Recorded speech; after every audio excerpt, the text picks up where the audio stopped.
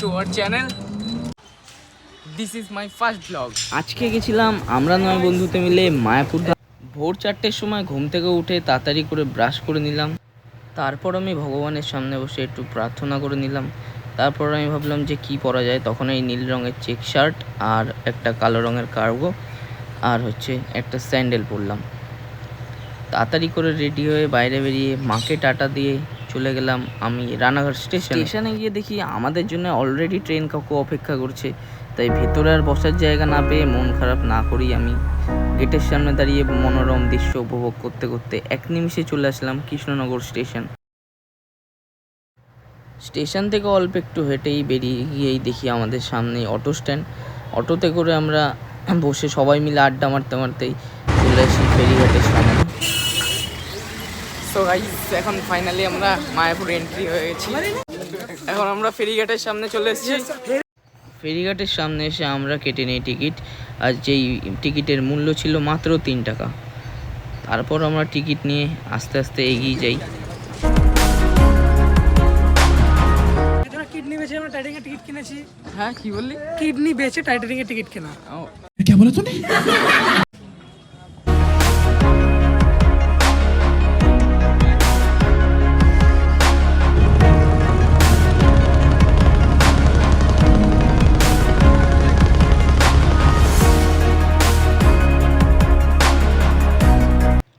তারপর আমরা বোট থেকে তাড়াতাড়ি করে নেমে পড়ি, আর নেমে গিয়ে দেখি সামনে একটা রাস্তা, সেখান থেকে যেতে যেতে শ্রী জগন্নাথ ঠাকুরের একটি মন্দির পড়ে। আর সেখানে গিয়ে আমরা আর কিছুক্ষণের জন্য একটু আরতি শুনি এবং ভগবান জগন্নাথের কৃপা লাভ করি। সেখান থেকে বেরিয়ে আমরা চলে আসি আবার একটা টোটো স্ট্যান্ডে, আর যার ভাড়া নিয়েছিল মাত্র 10 টাকা। এর আগে আমি একবারই মায়াপুর এসেছি, কিন্তু যখন এসেছিলাম তখন আমরা সামনের গেট থেকে এন্ট্রি করেছিলাম, কিন্তু এইবার আমরা পেছনের দিক থেকে যাই স্কন মন্দিরের। কিন্তু যাওয়ার কারণটা ছিল এর আগে যতবার এসেছি ততবার সকালে এসে বিকেলে চলে যেতাম, কিন্তু এইবার ভেবেছি যে একদিন থাকবো। তাই আমরা সবাই মিলে চলে এসেছিলাম নামহট্ট ভবন 1। এখানে তোমরাও এসেও থাকতে পারো।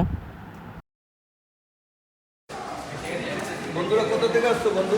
রানাঘাট চলে যাচ্ছে না? আসলাম।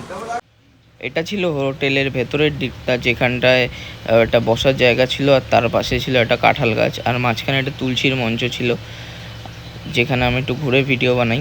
তারপর আমি চলে যাই সোজা নামহট্ট রিসেপশন। তোমরা উপরে নাম লেখা দেখতে পাচ্ছ, নামহট্ট রিসেপশন। এখানে রুম বুক করতে চাইলে তোমরা অবশ্যই যার নামে রুম বুক হবে তার আধার কার্ডটা সঙ্গে করে নিয়ে আসবে। এখানে রুম বুক করতে গেলে আধার কার্ডটা দরকার। আমরা দুটো রুম বুক করেছিলাম, আর দুটো রুমের ভাড়া আমাদের কাছ থেকে পার রুম 600 টাকা করে নিয়েছি।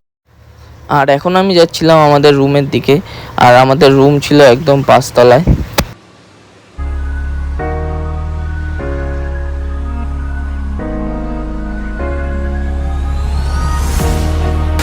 আর ব্যালকনি দিয়ে হেঁটে যেতে যেতে এই সামনেই ছিল আমাদের 506 নম্বর রুম, যেটা বন্ধুরা সব আগেই চলে এসেছিলো। তারপর আমি ঢুকে এটা ছিল আমাদের রুম, 2খানা বেড আর একটা রুম, আর তার সঙ্গে একটা আলমারি ছিল।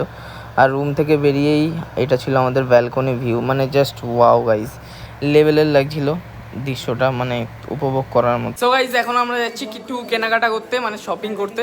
তো এখন আমি কিনবো একটা গীতা, আর দেখি কি কেনা যায়। তো এখন যাচ্ছি আমরা উপরে। কিন্তু আমরা চলে আসছি নামহট্ট ভবনের শপিং মলে, যেখানে তুমি ফুল অ্যাক্সেসরিজ এনিথিং সব কিছু পেয়ে যাবে। ধুতি থেকে চালু করে পাঞ্জাবি থেকে চালু করে ছোট গোপালের যা যা দরকার সামগ্রী সব কিছু এখানে সব কিছুই পাওয়া যায়।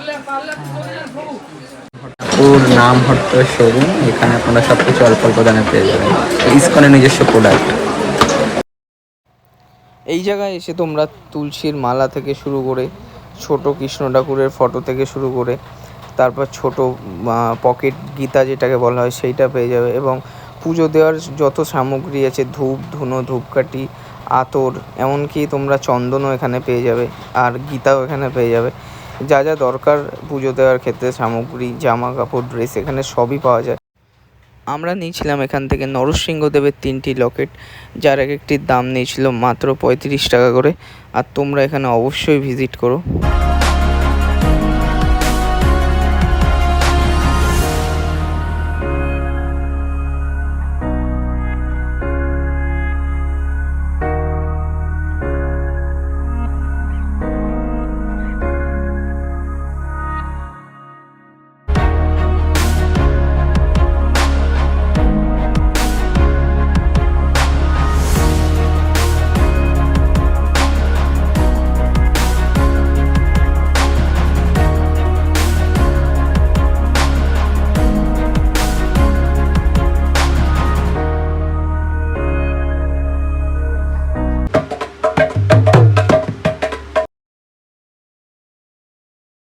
গাইজ এখন আমাদের সব কেনাকাটা কমপ্লিট হয়ে গেছে, তো এখন আমরা আবার নিচের দিকে যাচ্ছি। কত শপিং করেছি, সব শপিং এই যে করে আমরা- আমরা এই যে বাবাই ভাই কিনলো, সবাই কেনাকাটি করলো, সব কিনলাম কত কিছু।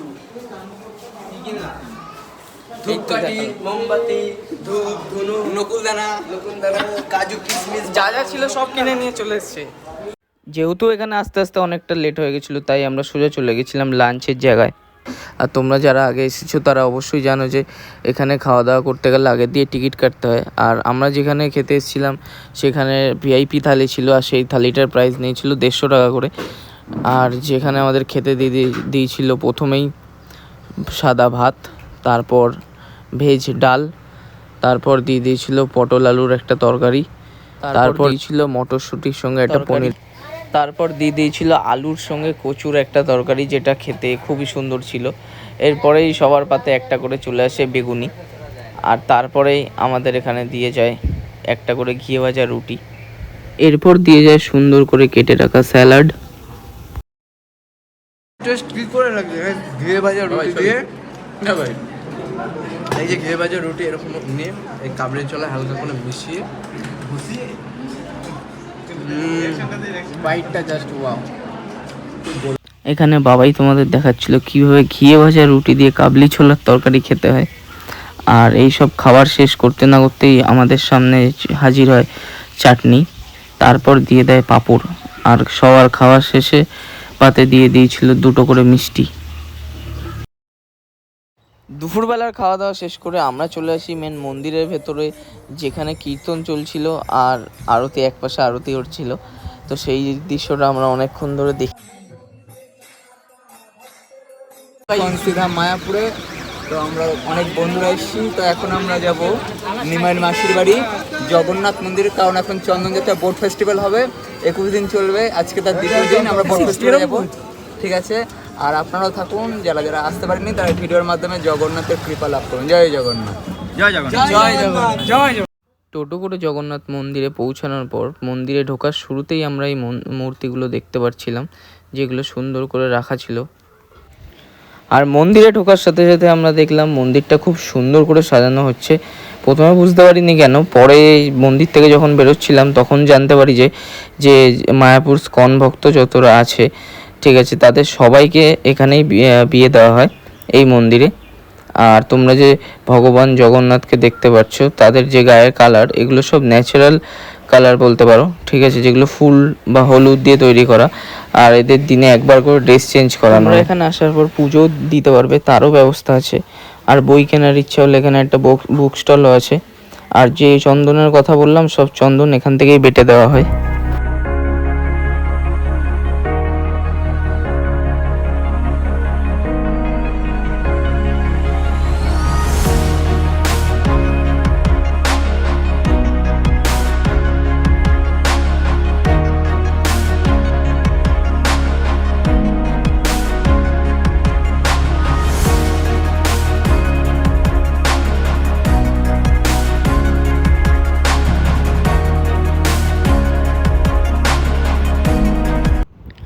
এরপর আমরা চলে আসি শিব মন্দিরে, যেটি ছিল সেই জগন্নাথ মন্দিরেরই পাশে। আর এখানে এসে আমরা একটি বটগাছ দেখতে পাই, যেই গাছটার বয়স ছিল 550 বছরেরও বেশি। আর এখানে যারা মানত করে তাদের সকল ইচ্ছা বা আকাঙ্ক্ষা পূরণ হয়। হরে কৃষ্ণ। আমরা এখন এসেছি বৈষ্ণবদের বা সমগ্র জগতের যে ভগবান শ্রী চৈতন্য মহাপ্রভুর জন্মস্থান। এটা হচ্ছে মায়াপুর শ্রী মহাপ্রভুর জন্মস্থান। আপনারা দর্শন করুন এবং মানব জীবন সার্থক করুন। জয় মহাপ্রভু, জয় জয়। আমরা ভেতরে ঢোকার পরে জানতে পারি যে এখানে কোনো ভিডিও অ্যালাউ নেই। এরপর আমরা আবারও চলে আসি মায়াপুরে এন্ট্রি গেটের সামনে। আর সেখানে ঢোকার সাথে সাথে আমরা দেখতে পাই যে এখানে ভগবান শ্রীকৃষ্ণ আর রাধারানীকে পুকুরে ভ্রমণ করানো হচ্ছে বিকেলবেলায়। তো সেই দৃশ্য দেখতে অপরূপ লাগছিল। আর বিকেলটা এভাবেই এনজয় করি, শুধু আমরা নয়, এখানে যারা যারা উপস্থিত ছিল এবং ওপারে এপারে ঘাটে তোমরা দেখতে পারবে কত লোক বসেছিল।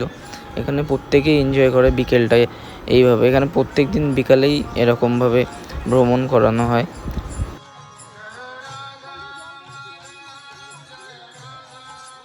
So guys, এখন আমরা চলে এসেছি রাত্রেবেলা ডিনার করতে। তো সেখানে এসেই সায়ন ভাই ঝটপট খাবার অর্ডার দিতে চলে যায়, আর আমাদের খাওয়ার অর্ডারের মধ্যে ছিল একটা ভেজ চাও, ডোসা আর ফ্রাইড রাইস। আর কিছুক্ষণের অপেক্ষা শেষ করেই আমাদের খাবারটা ঝটপট চলে আসে আমাদের টেবিলে। আর সত্যি কথা বলতে এখানের খাবারটা খাওয়ার পর আমাদের একটুকুও ভালো লাগেনি। আর যাই হোক, খাবারের সার্ভিস অন্তত আর খাবারের কোয়ালিটি খুব খারাপ ছিল। রাতের খাওয়া শেষ করতে না করতেই আমরা চলে আসি কেকের দোকানে। আর এখানে নাকি কেকটাও নিরামিষ পাওয়া যাচ্ছিলো, তাই আমি নিয়ে নিয়েছিলাম একটা কেক খেয়ে হোটেলে এসে দিয়ে দিলাম ছোটো ঘুম। So hey guys, good morning from Mayapur. তো এটা আমাদের নেক্সট দিন মায়াপুরে। তো আজকে সকাল সকাল উঠে আমি স্নান করে নিয়েছি। একটা ভিউ থাকে সামনে, তো আলাদাই মজা। ঘুম থেকে উঠেই এরকম একটা দৃশ্য। তো গাইজ এখন আমরা সবাই রেডি হয়ে গেছি সকালবেলা। আমরা কোথায় যাচ্ছি? আমরা এখন যাচ্ছি হচ্ছে বিবেকদা জানো। বিবেকদা, আমরা কোথায় হাই যাচ্ছি? গাইস, শুভ বিজয়া, মানে মায়াপুর থেকে শুভ বিজয়া। साले तभी मेरा माफ कर। আমরা এখন যাব নরসিংহ মন্দির। এই মন্দিরটা আপনারা কেউ আসেননি। এটা হচ্ছে নরসিংহদেব আছে, যে আমাদের ভগবান নরসিংহদেব, লক্ষ্মী নরসিংহদেব, যিনি দক্ষিণ ভারতে আবির্ভূত হয়েছিলেন। ওখানে হিরণ্যকশিপুকে বধ করবার পর উনি কৃষ্ণনগর এসেছিলেন একটা জায়গা, ওই জায়গাটার নাম নৃসিংহতলা। ওখানে এসে নরসিংহদেব নিজের হাত ধুয়েছিলেন। ওখানে মন্দাকিনী নদী আছে একটা। তো এখন আমাদের অনেক অত্যন্ত প্রিয় প্রভু নীলেশ্বর প্রভু আমাদের নিমন্ত্রণ করেছে যে সমস্ত বন্ধুদের নিয়ে যেতে হবে। তো আমরা এখন ওখানে যাবো এবং প্রসাদ খাবো এবং নরসিংহদেবের কৃপা আশীর্বাদ লাভ করবো। বলে নরসিংহদেব ভগবান কি জয়। আমরা এখন গোয়িং টু কৃষ্ণনগর। জয় জগন্নাথ, জয় জয় জগন্নাথ। তো গাইস, বিবেকদা বলেই দিল আমরা এখন কোথায় যাচ্ছি। তো যে যার ব্যাগ তুলে নিচ্ছি, এখন আমরা বেরিয়ে যাব। মানে তুই দেখ, এই যে আমাদের হোটেল ছিল এটা। তো হোটেল থেকে বেরিয়ে গেছি এখন আমরা। আমাদের চেক আউট হচ্ছে 8টার সময়, তার আগেই বেরিয়ে পড়েছি। আর আমাদের হোটেলটা সেই দারুণ লেভেলের ছিল, জাস্ট ওয়াও। তোমরা এই হোটেলে এসে থাকতে পারো। এখানে পরিষ্কার পরিচ্ছন্নতা খুবই ভালো। তখন আমরা যাবো কৃষ্ণনগরের দিকে। এখন আমরা হোটেল থেকে বেরিয়ে গেছি। আর এটা ছিল হোটেলের বাইরের জায়গাটা, সামনে একটা হোটেল থেকে 8টার সময় চেক আউট করে আমরা মন্দিরের বাইরে থেকে হেঁটে হেঁটে চলে আসি টুকটুকি স্ট্যান্ডে। আর সেখান থেকে টোটো ধরে আমরা চলে যাই ফেরিঘাটের সামনে। ফেরিঘাটে আবারও 3 টাকা দিয়ে টিকিট কেটে আমরা ফেরিঘাট পার করি, মানে লঞ্চে করে নদীটা পার করে সেখান থেকে বেরিয়ে আমরা আবারও চলে আসি অটো স্ট্যান্ডে।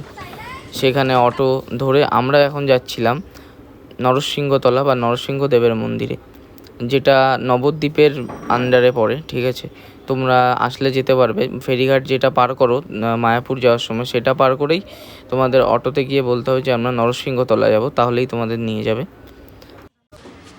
আমরা চলে আসি শ্রী শ্রী রাধা মাধব মন্দির স্কনে, যেখানে নীলেশ্বর প্রভু থাকেন। এখানে এসে দেখি এখানে সবজি এখানেই চাষ করা হয়।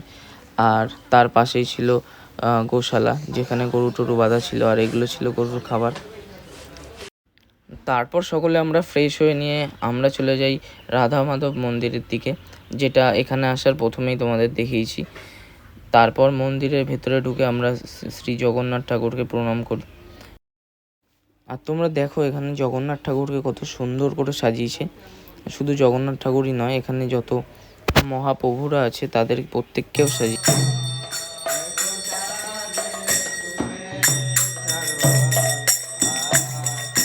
ইনি ছিল আমাদের নীলেশ্বর প্রভু, যিনি আমাদের নিমন্ত্রণ করেছিলেন। সকালের আরতি সম্পন্ন করে আমরা চলে যাই নরসিংহদেবের মন্দিরের উদ্দেশ্যে। আর নীলেশ্বর প্রভু স্কনে থাকেন, সেই স্কন থেকে নৃসিংহতলা অল্প একটু সময় হাঁটা পড়ছিল, তাই আমরা হেঁটেই সেখানে চলে যাই। নরসিংহদেবের দর্শন করি। আর সেখানে গিয়ে আমরা দেখি যে নরসিংহদেবকে তুলসীর যে মালা হয়, সেই তুলসীর মালা তাকে সমর্পণ করা হচ্ছে, আর একে একে মালা পরিয়ে দেওয়া হচ্ছে। এরপর আমরা নীলেশ্বর প্রভুর সাথে যে নরসিংহদেবের মন্দির, সেই মন্দির পরিক্রম করার পর নীলেশ্বর প্রভু আমাদের বলে যে এখানে কী কারণে কি হয়েছিল, মানে এই মন্দির কী করে স্থাপিত হয়, কত বছর আগে হয়েছিল। এরপর আমরা চলে আসি সেই মন্দাকিনী নদীতে, যেখানে নরসিংহদেব হিরণ্যকশিপুকে বধ করে এই মন্দাকিনী নদীতে এসে হাত ধুয়েছিলেন। আমরা পুরো নরসিংহতলা দর্শন করে বেরিয়ে যাই বাড়ির দিকে রওনা দেওয়ার জন্য। এখন যাচ্ছি আমরা বাড়িতে। তো আমাদের মায়াপুরের ট্যুর আপাতত শেষ। তো সবাই বসে রয়েছে একটা গাড়িতে, আমরা 8 জন উঠেছি। আর তোমাদের যদি এই ভিডিওটা ভালো লেগে থাকলে একটা করে লাইক করে দিও সবার জন্য, আর চ্যানেলে নতুন হয়ে থাকলে একটা করে সাবস্ক্রাইব করে দিও। তো আপাতত বাই বাই, নেক্সট ভিডিওর জন্য অপেক্ষা করো।